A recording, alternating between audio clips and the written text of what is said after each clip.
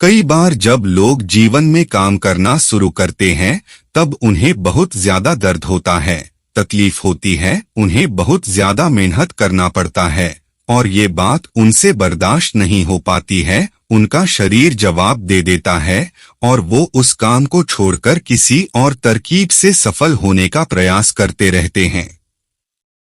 लेकिन याद रखिएगा, इस प्रकार से कोई भी व्यक्ति जीवन में सफल नहीं हो पाता है। याद रखिएगा कि सफलता का मार्ग मेहनत, दर्द और तकलीफ से होकर गुजरेगा और यह आपको सहना ही पड़ेगा, तो इसके लिए आप हमेशा तैयार रहिए।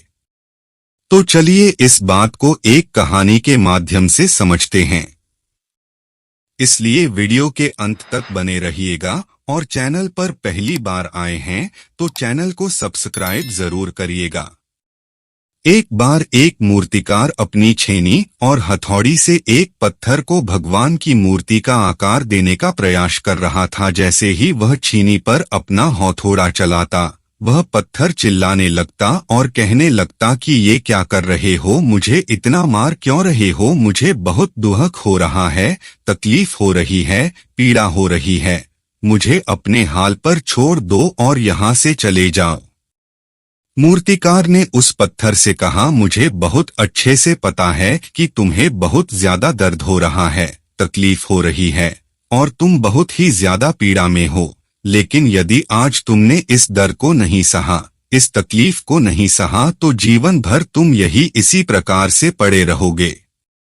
मुझे पता है कि तुम में आगे बढ़ने की अपार संभावना है, तुम एक बहुत अच्छे पत्थर हो, लेकिन यदि तुम इसी प्रकार से रहोगे तो कभी भी आगे नहीं बढ़ पाओगे। इतना कहकर मूर्तिकार औजार उठाए ही थे कि पत्थर फिर से चिल्लाने लगा, गिड़गिड़ाने लगा, विनती करने लगा कि मुझे अपने हाल पर छोड़ दो। मुझे पता है कि जीवन के लिए कौन सी चीज सही है और कौन सी चीज गलत है। मुझे बहुत ज्यादा दर्द हो रहा है, अब मैं इस तकलीफ को बहुत ज्यादा नहीं सह सकता। मैं जिस हाल में जो उस हाल में छोड़कर मुझे तुम यहाँ से चले जाओ।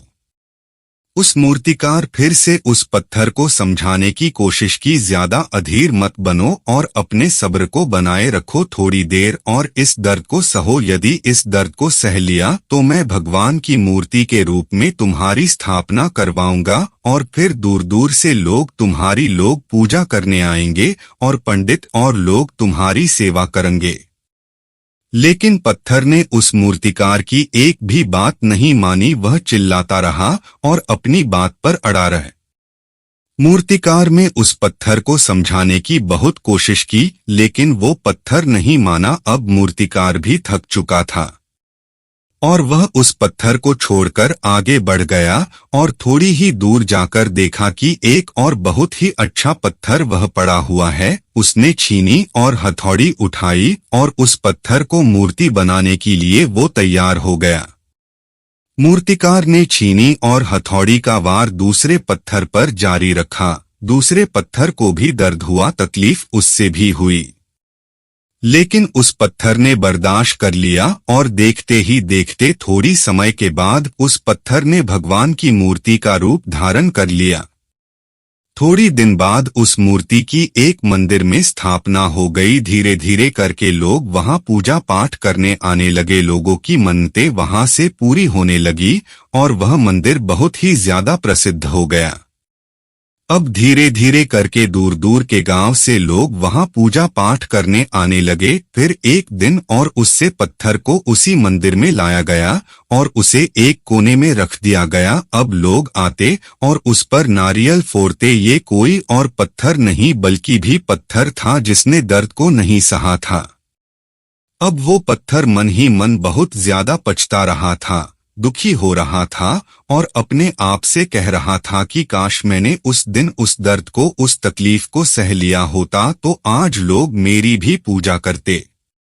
इसलिए आप भी अपने जीवन में हमेशा याद रखिएगा कि जब भी आप अपने करियर की शुरुआत में किसी काम को कर रहे हो, पढ़ाई कर रहे हो या कोई भी काम कर रहे हो और उसमें आपको दर्द हो रहा है, तकलीफ हो रही है, ज्यादा मेहनत करना पड़ रहा है, तो आप रुकिएगा मत, किसी और रास्ते की शुरुआत मत करिएगा। क्योंकि कोई और रास्ता आपको सफलता नहीं दे सकता है। आपको उस दर्द को, उस तकलीफ को सहना ही होगा, और उस दर्द को, उस तकलीफ को सहकर आप ज्यादा मजबूत बनेंगे, और तभी आप अपने जीवन में आगे बढ़ पाएंगे। और जीवन में हमेशा याद रखिएगा कि आपको पहले पत्थर की तरह नहीं बल्कि दूसरे पत्थर की तरह बनना है। यदि ये कहानी आपको पसंद आई हो और इससे कोई सीख मिली हो तो अपने दोस्तों और अन्य लोगों के साथ शेयर जरूर करिएगा।